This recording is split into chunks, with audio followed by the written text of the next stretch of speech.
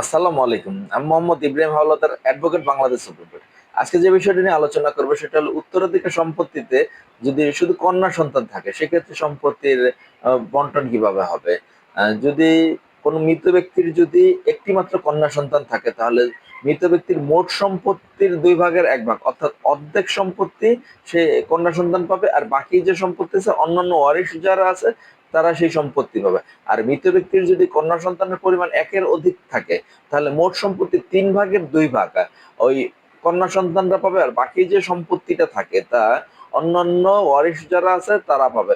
এক্ষেত্রে ভাই বোন হতে পারে, যা মৃত ব্যক্তির অন্যান্য আত্মীয় স্বজন, স্ত্রী পেতে পারেন, আদার যারা আছে আইন অনুযায়ী তারাই পাবেন।